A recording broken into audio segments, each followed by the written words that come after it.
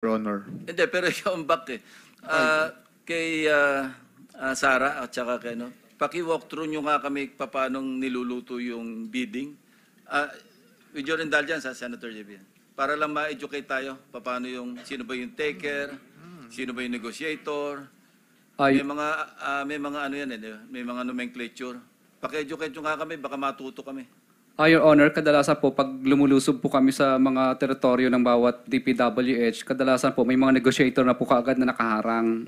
Tapos ang gagawin po nila, bago ka po makapag-drop ng bidding, kailangan ipasilip mo sa kanila yung mga financial documents nyo. Dahil pag hindi po, i-disqualified ka po nila o di ka po punitan ng mga dokumento, pipilasan, babawasan. Kasi po may appointed taker na po sila. Kaya minsan po tatanungin kanila, ano to, laban or makikisama or ano po, mananahod. So pag sinabing manunahod or makikisama, hindi ka po nila pipilasan at kasama ka pa doon sa share na hatian ng percentage po. So yung sahod, mabibigyan nyo, magpapatalo yun, pero meron na siyang kita. Opo, pero kailangan po, ipakita niya po muna sa umpisa yung kanyang financial documents po. Pero pag susugod ka naman po, yung laban po ang gagawin mo, tatakutin mo sila.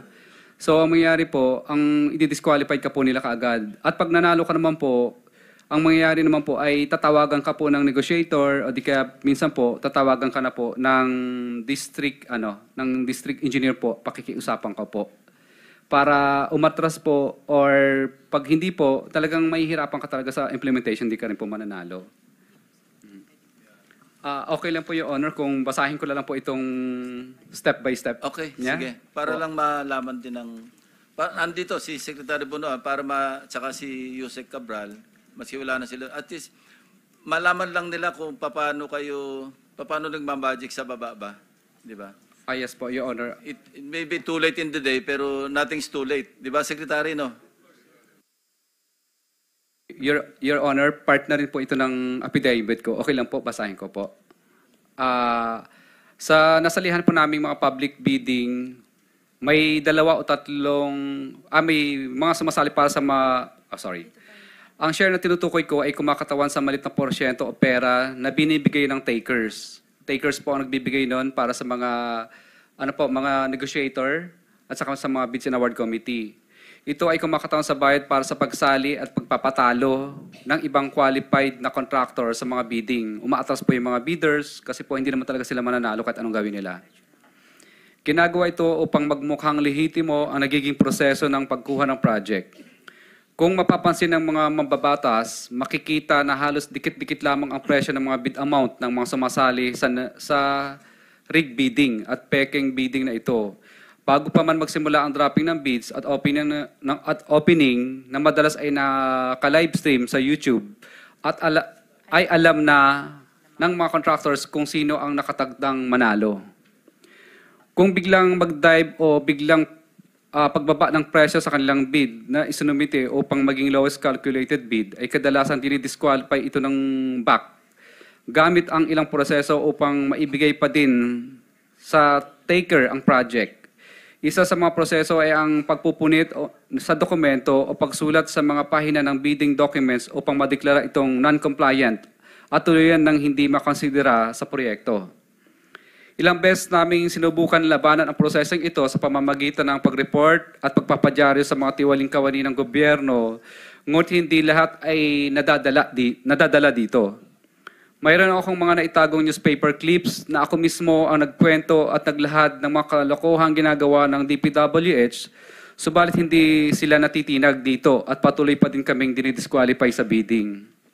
Naisip ko noon na kung magpapatuloy ang ganitong sistema ay hindi ako kailanman magkakaroon ng kahit anong proyekto dahil sa lantarang pandaraya na ginagawa ng mga kawani ng gobyerno. Ang taker ng proyekto naman ay ang mga may-ari ng project. Sila ay mayroon ng mga nakausap sa loob na bids and award committee o ang mga back upang makasigurado na sa kanila mapupunta ang project. Maaring nabili na nila ang proyekto mula sa congressman at iniintay na lang na lumabas ang resulta ng bidding na isinasagawa. Sa madaling salita, nakaset na o nakaayos na sila ang mananalo at makakakuha ng mga proyekto. Teka, Ang taker ang siyang may-ari ng yung sinasabi, nabanggit mo yung congressman, may personal knowledge ka rito na tungkol sa mga participation ng mga congressmen o mambabatas sa bidding pa lang?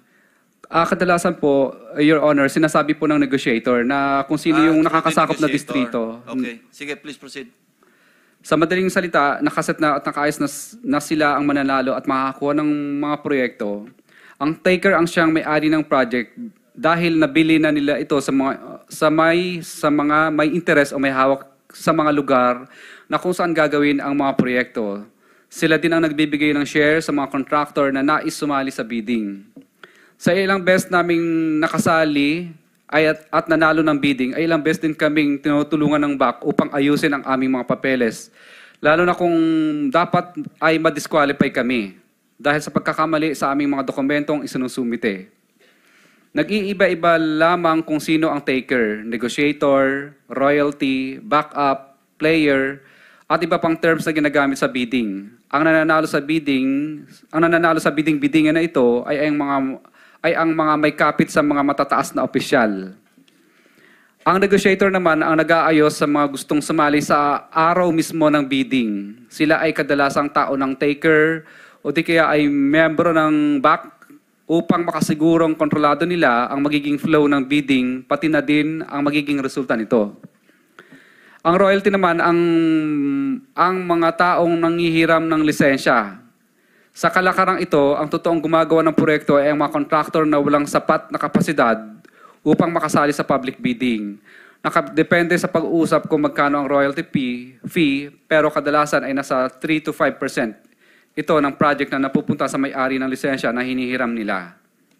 Ang player naman ay sumasali lamang sa mga bidding. Sila ay qualified sa proyekto upang magbigay daan sa taker na nagpauna na or bumili ng project sa mga congressman.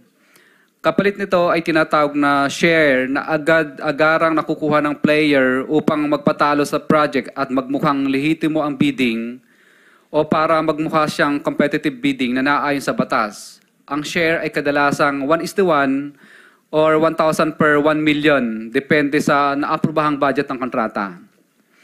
Ang obligasyon ay ang pera na binibigay ng mga contractor sa bawat kawani ng gobyerno at tao na involved sa proyekto. Ganito ang karamihan sa nagiging proseso na tinatawag nilang bidding sa DPWH, kung saan usually ay negotiated na or may nag-aayos na at may nakatalaga ng dapat makakuha ng proyekto. Sa umpisa pa lamang ay rig na ang bidding dahil hindi pa nagsisimula ang pinaka-bidding ay may nakabili na ng proyekto o may mga nakatakda ng manalo.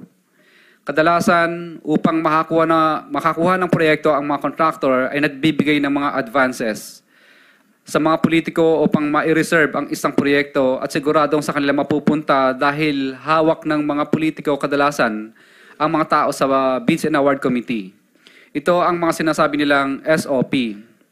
Sa araw ng bidding ay meron ding nag-aayos sa mga sasali na tinatawag na negotiator upang makontrol kung sino lamang ang bibili ng bidding documents at kung sino lang ang makakakuha at makakabili ng bidding documents, sila lang ang pinapayagang sumali sa public bidding. Nagawa-gawa lang para magmukhang lehitimo. Ang ibang qualified na contractor ay madalas na hindi na pinasasali at binibigyan ng tinatawag na share o porsyento. Ito ay nagagaling sa taker o ang nakatakdang manalo sa bidding para mai-award sa kanila ang project. Ang halaga ng isang share ay nakadepende sa presyo ng project na naaayon sa dokumentong galing sa DPWH. Ang halaga ng share na nakukuha ng mga contractors na sumasali ay pumapatak sa 1 to 3% base sa total na presyo ng proyekto. Ibig sabihin, Excuse me, sundan ko lang. Ilang 1 to 3% yun, yung binibigyan ng share? kadalasan po kung ilan po yung sumali Hindi, sa... ilan yun? Karaniwan? Average? Number of participants sa bidding? Depende po sa dami ng sumali. Kapag masyado pong sumali. Pagkaraniwan yung, on the average, ilan yung sumasali? Kadalasan po, pinipigil na lang sila na hanggang 10 lang dapat sumali So, instead na 10, 50. 53%. Hindi po. Bali, yung 3% po, hati-hati na lang po yung Hati-hati lahat na. ng contractor Okay, thank you. doon.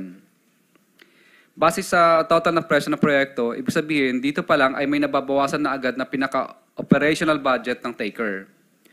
Kung susubukan naman naming hindi sumali sa kanilang gustong gawin at susubukan naming nasumunod sa tamang proseso, ay pinapunitan nila ang aming mga dokumento pang-bid para ma-disqualified o ma-classify bilang non-compliant kami agad. At hindi na ikinukonsidera ang mga dokumento para sa bidding process. Sa ganitong sitwasyon ay wala din kaming matatanggap na ganitong dahil hindi kami nakisama sa gustong mangyari ng mga taker o tinatawag din naming sunog o lugi. Kasi may bayad para makabili ng bidding docs. Ibig sabihin, talo na po yung pinambili po naming bid docs pag hindi kami nakisama. 50,000 po yun kadalasan. Ang patakaran lang ito ay kadalasan ay ginagamit nilang pananakot sa mga contractor dahil pag na-disqualify kami o maging non-compliant, may posibilidad na kami ay tamaan o mabigyan ng sanction ayon sa 3-strike policy upang ma-blacklist kami.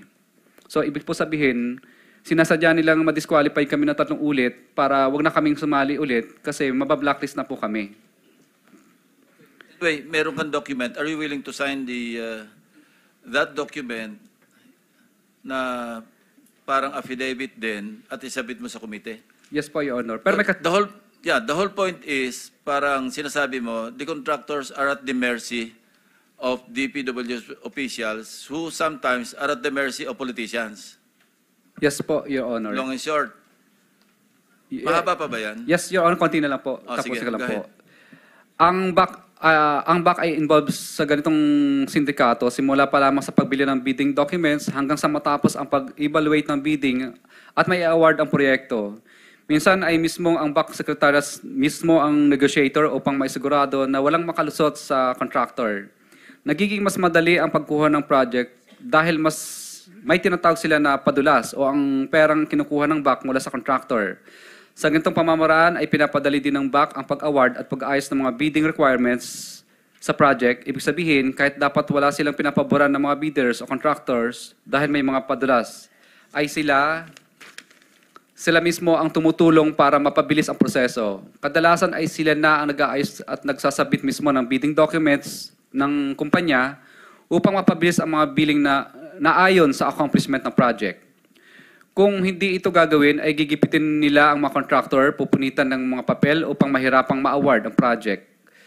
Sa ngayon, patuloy pa din namin na inaayos ang mga listahan ng mga nakatransaction namin mula noong sumali kami sa bidding noong 2012. Base sa aking mga naging obserbasyon, nakadepende sa nakaupong presidente ang porsyento. Noong panahon po ni, okay lang po, Your Honor. Noong panahon po ni former President Pinoy ay umaabot po ng 10%. At sa panahon po naman po ni President Duterte po ay umaabot naman po ng 12 to 15%. Subalit ngayong panahon po ng mahal na presidente ay umaabot na sa 25 to 30% ang total ng porsyento ng proyekto ang hinihingi ng mga congressman gamit ang kanilang mga tao o tinatawag na bagman. At ito ang pinakamataas na hinihingi sa lahat ng mga contractor sa Pilipinas, sa aming mga contractor po. Kung hindi kami susunod sa ganitong gawain, ay bibigyan nila ng problema ang project namin gaya ng mutual termination at right-of-way problems. Minsan ay ginagamit nilang panakot ang blacklisting kung saan hindi na kami makakasali sa mga bidding sa loob ng 1 taon. Kaya madalas ay sumusunod na lang kami sa gusto nila. Ilan sa mga nakausap namin sa bawat distrito ay example lang po ito. Ay sa Quezon City, for example, si D. Eloida ay lagi akong tinatawagan pag lumalabang kami sa bidding na may taker sa mga projects nila. Kaya nakikisama na lang kami kasi pag hindi kami Teka muna, sabi mo example lang, hindi yan accurate? At totoo po ito. Ay, bakit example? Kasi po, ilan lang po ito sa mga babanggitin ko kasi masyado po mahaba. Nakikisama na lang kami kasi kapag hindi magagalit ang politiko na may hawak sa kanila at tatanggalin sila sa pwesto at ipapaba-blacklist daw kami sa pamamagitan ng 3-strike policy. Tinatanong ko kung sino politiko dyan, ngunit ayaw nila itong sabihin dahil sa kanilang posisyon bilang district engineer. Sila ang may control ayon sa kung sino ang congressman ng district na nakakasakop sa area ng projects na nilalabanan namin. Year 2022 onwards, Ang kalakaran po dito tuwing sumasali sa bidding, hinaharang kami agad ni Lynn, negotiator sa bidding. Kapag matigas ang ulo naming nagdadrop pa rin kami sa aming bids, kahit anong subok naming ayaw buksan ang financial bid na aming isinumite. Kapag nanalo sa bidding, matatanggal si D.E. Loida. Siya po mismo ang tumatawag sa akin para magpa-disqualify na lang kasi kapag hindi, gagawin di umano ng paraan upang madali o sa 3-strike policy. Para maiwasan naming ma-blacklist at magalit sa akin ang politiko na may-ari ng mga projects, tinatanong ko sino ang mga politiko ng district ng mga congressman na nagpapabidding sa DPW's Quezon First Deo. DPW's Quezon City First Deo. Sa DPW's Quezon City Second Deo naman, ganun din ang bidding dito sa panahon ni D.E. de Buenadera, year 2022 onwards, na sinundan naman ni D.E. Protesta, wala din masyadong bidding.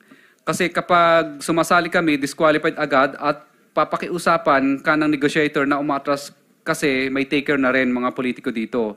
Kung kanino galing ang projects. Gaya ng Quezon City First Deo, 3-strike policy din ang panakot nila at magagalit daw di umano ang mga politiko sa DE kapag nanalo kami at tatanggalin sila sa pwesto. Ang congressman sa lugar na ito ay magagalit sa amin at papahirapan kami sa implementation ng proyekto kapag ito ay na-award sa amin.